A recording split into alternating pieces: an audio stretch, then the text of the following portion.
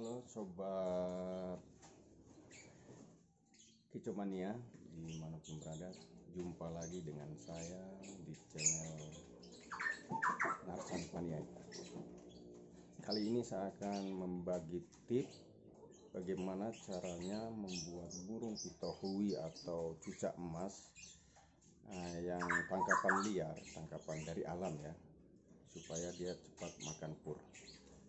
Dimana kita ketahui burung pitohui itu burung yang mudah sekali dia stres, dengan stres ya, cepat stres dia. Beda mungkin yang teman-teman temui di pasaran burung yang sudah ngepur lain, mereka sudah terbiasa dengan manusia dan dia sudah tahu selain makanan yang di alam dia bisa memakan makanan buatan manusia, yaitu berupa pur. Pertama-tama begitu burung kita dapat dari hutan, setibanya di rumah kita memberikannya dia air gula. Air gula, gimana fungsi air gula itu? Untuk mengembalikan stamina atau kembali energi dengan cepat. Setelah itu kita mengambil pisang ya, bisa pisang kepok atau pisang apa, kita kupas dan kita usahakan dia mematoknya. Seandainya tidak bisa mematoknya pun, kita bisa memaksanya dengan mengambil pisang dimasukkan ke dalam paruhnya sampai dia menelannya. Setelah itu kita simpan burung di dalam sangkar. Kemudian juga kita siapkan pur ayam ya, pur ayam yang biasa untuk makanan ayam yang dijual banyak di toko ternak, makanan ternak. Caranya yaitu pisang ini kita taburi, kita tempelkan ya, tempelkan begini. Kemudian kita wadah makan kita gantungkan, kita masukkan di dalam sangkarnya. Biarkan dia memakan pisang dengan ada sedikit rasa dari pur. Kemudian di hari kedua kita akan memberi makan lagi pisang, tapi dengan cara sudah tidak seperti ditempelkan lagi. Dengan cara kita menghancurkan ini, kita hancurkan ya, hancurkan seperti begini. Kita hancurkan. Kemudian kita mengambil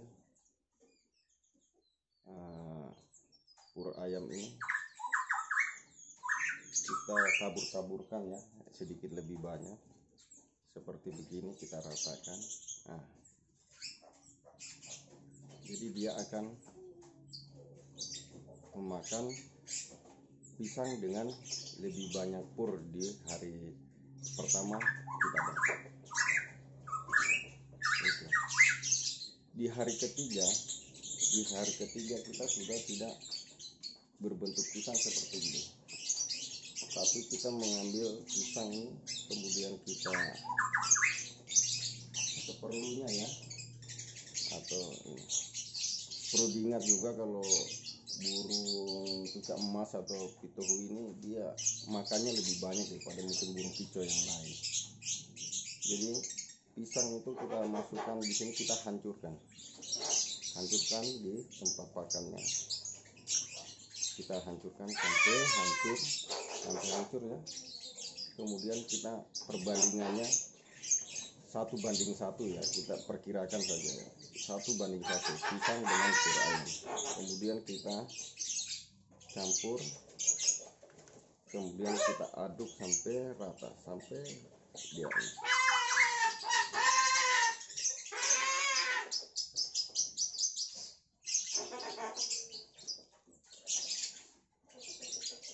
Kurang lebihnya seperti begini ya.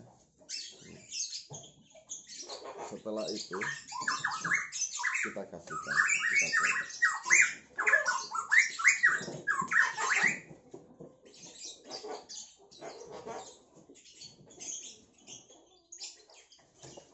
begitu ya. Begitu hari yang ketiga, kita sudah mengambil pur ayam ini.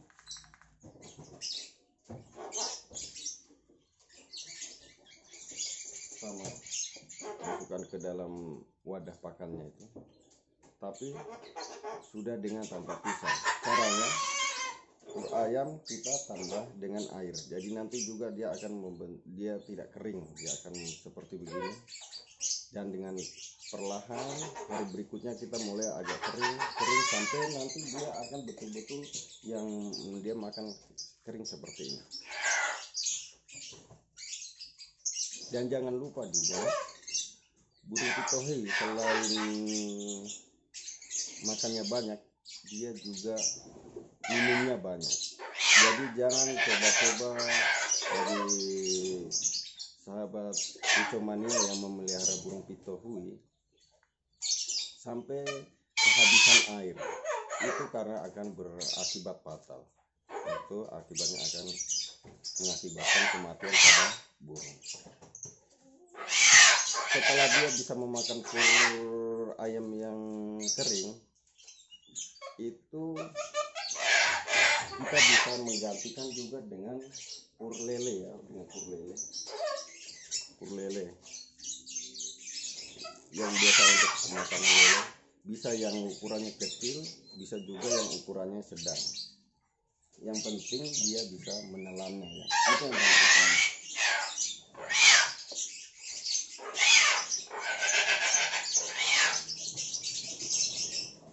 Tidak ada trik khusus sih untuk mengaturkan burung pitohui ini. Bagaimana mungkin orang harus memakan waktu yang lama atau yang tidak.